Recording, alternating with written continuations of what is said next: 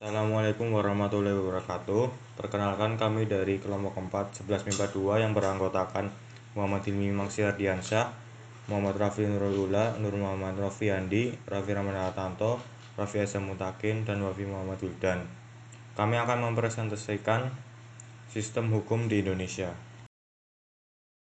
Isi materi PPT yang pertama ada pengertian, makna, dan karakteristik. Yang kedua ada penggolongan hukum.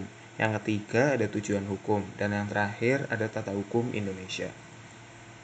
Pengertian, makna, dan karakteristik hukum. Hukum merupakan aturan, tata tertib, dan kaidah hidup. Menurut pendapat Van Apeldoorn bahwa definisi tentang hukum adalah sangat sulit untuk dibuat karena tidak mungkin untuk mengadakannya sesuai kenyataan. Hukum hakikatnya merupakan pagar pembatas supaya kehidupan manusia aman dan damai. Karakteristik hukum adalah adanya perintah dan larangan. Perintah atau larangan tersebut harus dipatuhi oleh semua orang. Unsur-unsur di dalam hukum. A. Peraturan mengenai tingkah laku manusia dalam pergaulan masyarakat. B. Peraturan itu dibuat dan ditetapkan oleh badan-badan resmi yang berwajib. C. Peraturan itu bersifat memaksa. D. Sanksi terhadap pelanggaran peraturan tersebut adalah tegas. Tugas hukum. 1. Menjamin kepastian hukum bagi setiap orang di dalam masyarakat. 2. Menjamin ketertiban, ketentraman, kedamaian, keadilan, kemakmuran, kebahagiaan, dan kebenaran. 3. Menjaga jangan sampai terjadi perbuatan main hakim sendiri dalam pergaulan masyarakat. Penggolongan hukum berdasarkan sumbernya. Yang pertama, hukum undang-undang, yaitu hukum yang tercantum dalam peraturan perundang-undangan. 2. Hukum kebiasaan, yaitu hukum yang terletak dalam aturan-aturan kebiasaan. 3. Hukum traktat, yaitu hukum yang ditetapkan oleh negara-negara di dalam suatu perjanjian antar negara, traktat. 4. Hukum jurisprudensi, yaitu hukum yang terbentuk karena keputusan hakim.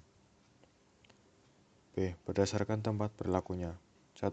Hukum nasional, yaitu hukum yang berlaku dalam wilayah suatu negara tertentu. 2. Hukum internasional, yaitu hukum yang mengatur hubungan hukum antar negara dalam dunia internasional. Hukum internasional berlakunya secara universal, baik secara keseluruhan maupun terhadap negara-negara yang mengikatkan dirinya pada suatu perjanjian internasional, traktat. 3. Hukum asing, yaitu hukum berlaku dalam wilayah negara lain. 4. Hukum gereja, yaitu kumpulan-kumpulan norma yang ditetapkan oleh gereja untuk para anggotanya. C. Berdasarkan bentuknya. 1. Hukum tertulis, yang dibedakan atas dua macam berikut. A. Hukum tertulis yang dikodifikasikan, yaitu hukum yang disusun secara lengkap, sistematis, teratur, dan dibukukan sehingga tidak perlu lagi peraturan pelaksanaan. Misalnya, KUH Pidana, KUH Perdata, dan KUH Dakang. B. Hukum tertulis yang tidak dikodifikasikan, yaitu hukum yang meskipun tertulis tetapi tidak disusun secara sistematis, tidak lengkap, dan masih terpisah-pisah sehingga sering masih memerlukan peraturan pelaksanaan dalam penerapan. Misalnya undang-undang, peraturan pemerintah, dan keputusan presiden. 2. Hukum tidak tertulis, yaitu hukum yang hidup dan diyakini oleh warga masyarakat serta dipatuhi dan tidak dibentuk menurut prosedur formal, tetapi lahir dan tumbuh di kalangan masyarakat itu sendiri. Penggolongan hukum berdasarkan waktu berlakunya. 1. Ius constitutum, hukum positif, yaitu hukum yang berlaku sekarang bagi suatu masyarakat tertentu dalam suatu daerah tertentu. Misalnya, Undang-Undang Dasar Republik Indonesia tahun 1945, Undang-Undang RI Nomor 12 tahun 2006 tentang Kewarganegaraan Republik Indonesia. 2. Ius constituendum, hukum negatif, yaitu hukum yang diharapkan berlaku pada waktu yang akan datang. Misalnya, rancangan undang-undang RUU. Penggolongan hukum berdasarkan cara mempertahankannya. 1. Hukum material, yaitu hukum yang mengatur hubungan antar anggota masyarakat yang berlaku umum tentang hal-hal yang dilarang dan dibolehkan untuk dilakukan. Misalnya hukum pidana, hukum perdata, hukum dagang, dan sebagainya. 2. Hukum formal, yaitu hukum yang mengatur bagaimana cara mempertahankan dan melaksanakan hukum material, misalnya hukum acara pidana, KUHP, hukum acara perdata, dan sebagainya. berdasarkan sifatnya. 1. Hukum yang memaksa, yaitu hukum yang dalam keadaan bagaimanapun juga harus dan mempunyai paksaan mutlak. Misalnya melakukan pembunuhan, maka sanksinya secara paksa wajib dilaksanakan. 2. Hukum yang mengatur, yaitu hukum yang dapat dikesampingkan apabila berdasarkan undang-undang baru mungkin bisa dilaksanakan jika tidak undang.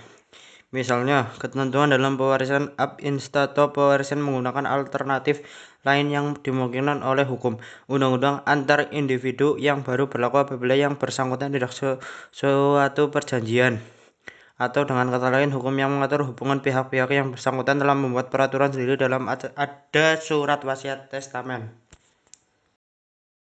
Penggolongan hukum berdasarkan wujudnya. Yang pertama, hukum objektif, yaitu hukum yang mengatur hubungan antara dua orang atau lebih yang berlaku umum. Dengan kata lain, hukum dalam suatu negara yang berlaku umum dan tidak mengenai orang atau golongan tertentu. Yang kedua, hukum subjektif, yaitu hukum yang timbul dari hukum objektif dan berlaku terhadap seorang atau lebih. Hukum subjektif sering juga disebut hak. Penggolongan hukum berdasarkan isinya. Yang pertama, hukum publik, yaitu hukum yang mengatur hubungan antara negara dengan individu menyangkut kepentingan umum. Hukum publik terbagi atas hukum pidana, yaitu mengatur tentang pelanggaran dan kejahatan, memuat larangan dan sanksi. Yang kedua, hukum tata negara, yaitu mengatur hubungan antara negara dengan bagian-bagiannya. Yang ketiga, hukum tata usaha negara administratif, yaitu mengatur tugas kewajiban pejabat negara. Yang keempat, hukum internasional, yaitu mengatur hubungan antar negara seperti hukum perjanjian internasional, hukum perang internasional, dan sebagainya. Penggolongan hukum berdasarkan isinya. Yang pertama, hukum privat atau sipil, yaitu hukum yang mengatur hubungan antara individu satu dengan individu lain, termasuk negara sebagai pribadi. Hukum privat terbagi atas yang pertama, hukum perdata, yaitu hukum yang mengatur hubungan antar individu secara umum. Contoh, hukum keluarga, hukum kekayaan, hukum waris, hukum perjanjian, dan hukum perkawinan. Dan yang kedua, hukum perniagaan atau dagang, yaitu hukum yang mengatur hubungan antar individu dalam perdagangan. Contoh, hukum tentang jual beli, hutang piutang, pendirian perusahaan dagang, dan sebagainya. Tujuan hukum. Tujuan ditetapkannya hukum bagi suatu negara adalah untuk menegakkan kebenaran dan keadilan, mencegah tindakan yang sewenang-wenang, melindungi hak asasi manusia, serta menciptakan suasana yang tertib, tentram, aman, dan damai. Tata hukum Indonesia. Tata hukum merupakan hukum positif atau hukum yang berlaku di suatu negara pada saat sekarang.